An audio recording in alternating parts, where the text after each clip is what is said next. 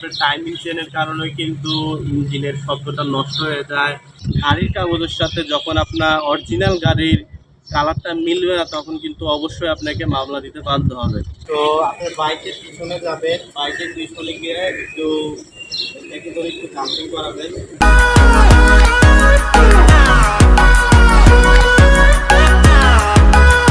Hello everyone, আসসালামু আলাইকুম। সবাই কেমন আছেন? আশা করি অনেক অনেক ভালো আছেন। So and welcome to my YouTube channel.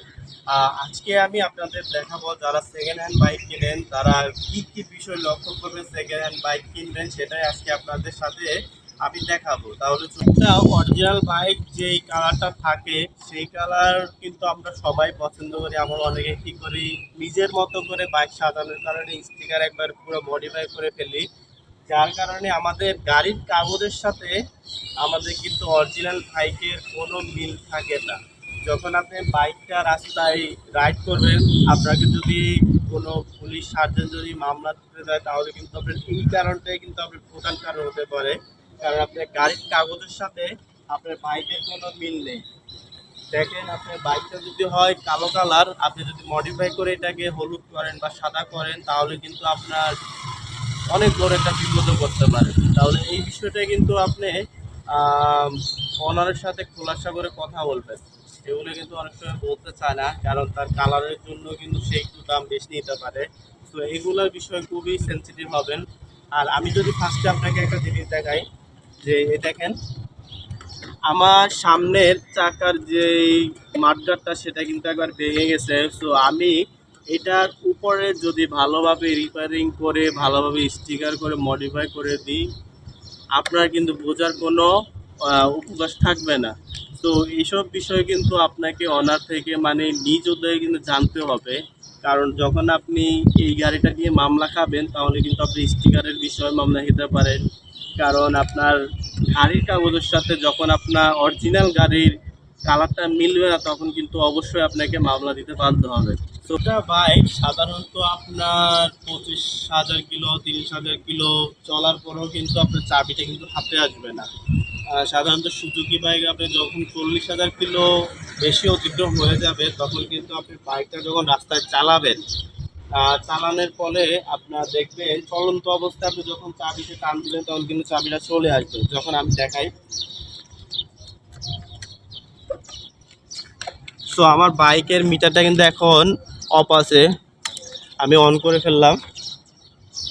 আচ্ছা, অন করার পরে দেখেন আমি চাবিটা টান দিলাম, বাস চাবিটা কিন্তু আমার হাতে চলে আসছে। তাহলে বুঝতে হবে যে বাইকটা অনেক কিলো রান করেছে, কারণ সাধারণত সুজুকির বিষয়ে এটা সচরাচর দেখা যায়।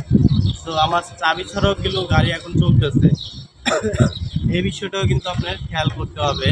তারপরে আমি যে বিষয়টা আপনাদের বলবো সেটা হলো আপনার গাড়ির টায়ারটা। কারণ সাধারণত আমাদের সুজুকি জিক্সার বাইকের একটা অরিজিনাল টায়ার দিয়ে আপনি সর্বোচ্চ হলে 25,000 কিলো রান করতে পারবেন। তারপরে কিন্তু আপনার বাধ্যতামূলক আপনার গাড়ির টায়ারটা চেঞ্জ করতে হবে। সো আমার এই টায়ারটা দিয়ে আমি 15,000 কিলো রান করেছি। তো আমার এই 80,000 কিলো রানের ভিতর আমি 3টা টায়ার চেঞ্জ করছি, আর এইটা লাস্ট একটা টায়ার চলতেছে। তো আমার এই 15,000 চলার পরও টায়ারটা আপনার দেখেন, যে বিটগুলো আছে এগুলো কিন্তু অনেকটাই স্পষ্ট, কোনো নষ্ট হয় নাই। তাহলে বুঝতে হবে যে আমার এই টায়ারটা আমি 15,000 এখনও অতিক্রম করি নাই। যখন আপনি 20,000 25,000 অতিক্রম করে ফেলবেন, তখন কিন্তু আপনার টায়ারের এই বিটগুলো অটোমেটিক নষ্ট হয়ে যাবে।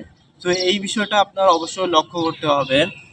দেখেন, কেউ যদি আপনাকে বলে যে আমার এই টায়ারটা আমি 25,000 10,000 15,000 কিলো রান করেছি, টায়ারটার অবস্থা একবারে বাজে, বিটগুলো একবার মিশে গেছে, তাহলে বুঝতে হবে আপনার এই গাড়িটা অনেক অনেক ইউজ হয়েছে, অনেক কিলো রান হয়েছে।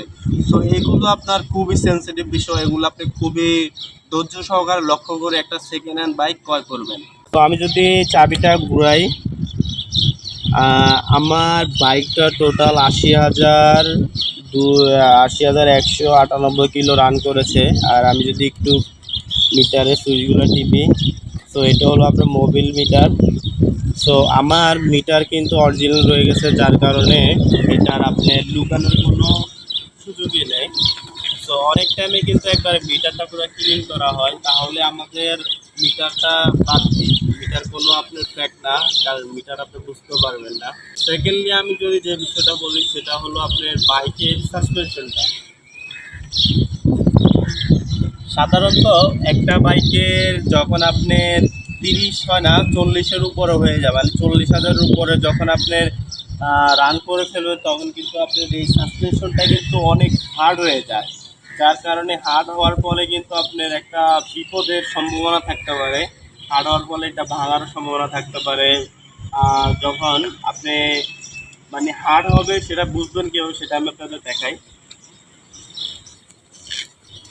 তো আপনি বাইকের পিছনে যাবেন, বাইকের পিছনে গিয়ে একটু এটাকে ধরে একটু জাম্পিং করাবেন। তো যখন আপনি সাসপেনশনটা হার্ড থাকবে তখন কিন্তু এটা জাম্পিং বেশি করবে, মানে অনবরত জাম্পিং করবে, তাহলে বুঝতে হবে যে আপনার সাসপেনশনটার সমস্যা আছে। তো আমার বাইকের সাসপেনশনটা মানে নর্মাল আছে, যার কারণে জাম্পিং কম খাচ্ছে। তো এই বিষয়টা আপনাদের অবশ্যই লক্ষ্য করা জরুরি। পরের যে বিষয়টা আমি বলবো সেটা হলো ইঞ্জিন। আপনারা একটা বাইকের কিন্তু মেন যে পয়েন্টটা সেটা হলো ইঞ্জিন। তো ফার্স্টে আমি আমার ইঞ্জিনটা আপনাদের দেখাই। ফার্স্টে আমি বাইকটা স্টার্ট দিই। তো আপনারা বাইকটা স্টার্ট দেওয়ার পরে ইঞ্জিনের সামনে যাবেন, একটু পিক আপটা বাড়াবেন।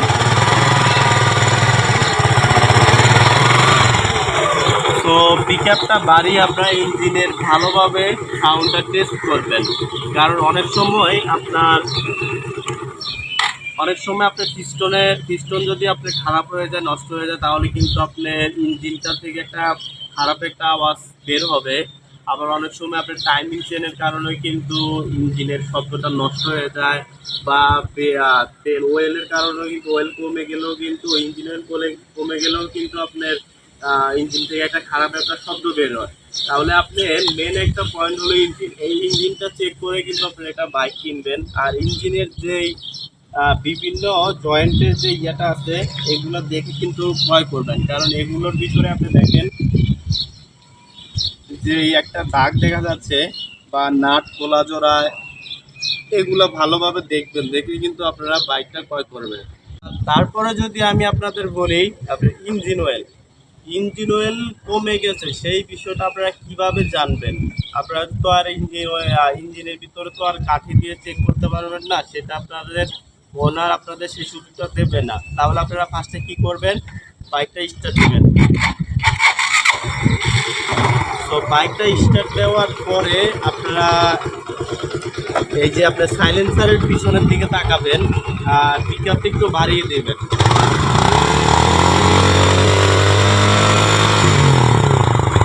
তো পিক আপটা যখন বাড়িয়ে দিবেন তখন কিন্তু আপনার এই পিছন দিয়ে কিন্তু একটা কালা ধোঁয়া বেরোবে,